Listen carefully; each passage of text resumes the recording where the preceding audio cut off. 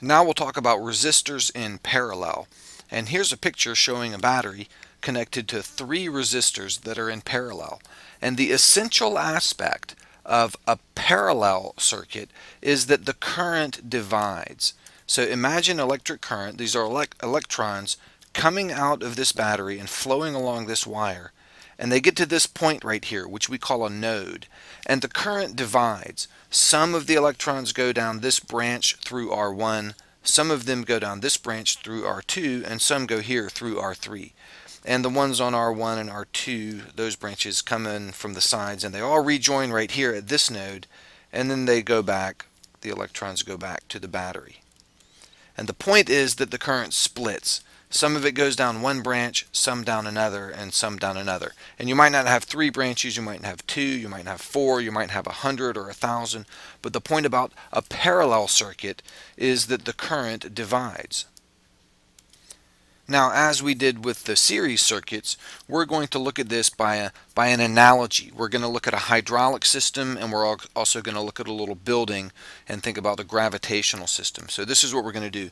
Imagine water in this reservoir down here at the bottom, and it gets pumped up to the top and lands in this reservoir up here, and then it flows through these holes and turns these little water wheels. So some of the water goes down here through water wheel number 1, and some goes through water wheel number 2, and some goes through water wheel number 3. Now also look at this building. Here's an elevator over on the left side, and the elevator carries people up to the top floor, and there's only 2 floors in this building. But there's 3 ways for these people to get down. Some of the people go down the stairs, and some people go down the ladder, and some people slide down this pole. And then all of them rejoin and come back here and go up the elevator, and the elevator takes them back up to the top. Now we'll look at these one at a time. First, let's go back to the hydraulic system. Remember that some of the water goes through water wheel 1, and some goes through wheel 2, and some goes through wheel 3. And the amount going through each water wheel might be different. And in fact, the way it's drawn here, you can see that not much water is flowing here through the water wheel in the center. It's like there's a little tiny hole right there that the water's leaking out of. And a lot of water is flowing through here, and some other amount is flowing through there. The point is, it's not the same. It could be the same, but it doesn't have to be. The amount going through each wheel can be different. We might not know exactly how much water goes through each wheel, but we do know this. The total amount of water passing through all 3 water wheels has to equal the amount of water that's pumped up to the top by the pump. If the pump sends 1,000 gallons of water up to the top every hour, then the number of gallons passing through water wheel number 1 plus the number passing through water wheel number 2 plus the number of gallons passing through wheel 3 must be 1,000 also per hour. In the building, the same is true. People ride the elevator up to the top floor, and some of them come down the stairs, some come down the ladder, and some slide down the pole. And the total number of people descending in all those different ways has to equal the total number of people that rode up the elevator. And they won't necessarily be the same. You could have the same number of people going down each of those 3 paths, but not necessarily. The pole, for example, is really easy to get down. You just grab on and slide right down. The ladder and the stairs are a little more cumbersome, so we might expect more people to go down the pole. We might not know exactly how many go down each one, but we know that the total number of people going down the stairs plus the total number of people going down the ladder plus the total number of people going down the pole will equal the total number of people that the elevator took up to the top. And we can put numbers on that. If the elevator lifts 100 people up to the top every hour, then the total number of people descending by all 3 of those paths each hour must equal 100. Now take those concepts and come back to the circuit. In the circuit, charge is flowing. A certain amount of charge comes out of the battery every second. And that charge per second, that's what current is.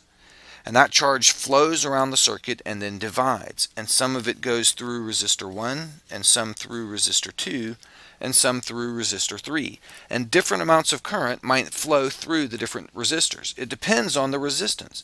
If one of the resistors has a very high resistance, then it will resist the current flow, and you'll have less current flow through that one. If one of the resistors has a very small resistance, then it won't resist as much, and more current will flow through that one. And we might not know exactly how much current flows through each resistor, but we do know this.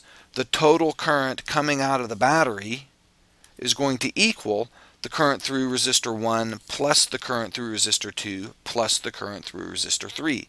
The current in each of the three resistors has to add up to the total current. We could write that fact like this.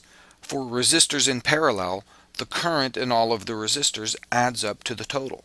That's a fact that you can memorize, but again, far better than memorizing a fact like this would be understanding it. So try to understand this concept. The current in all of the resistors has to add up to the total current. What that means is this. If we have a certain amount of current flowing through this branch, and we'll call it I1, the current flowing through the first resistor, and a certain amount of current flowing through here, which we'll call I2, and a certain amount of current flowing through here, which we call I3, those three together have to add up to the I, the current coming out of the battery. So we can write it mathematically like this. We can say I is equal to I1 plus I2 plus I3. Now again, this is a specific case involving three resistors, but the concept is true in general. If we just had two resistors in parallel, the current in those two would add up to the total. If we had four resistors in parallel or more, the current in all of those would add up to the total. When you have resistors in parallel, the currents in all of them add up to the total current.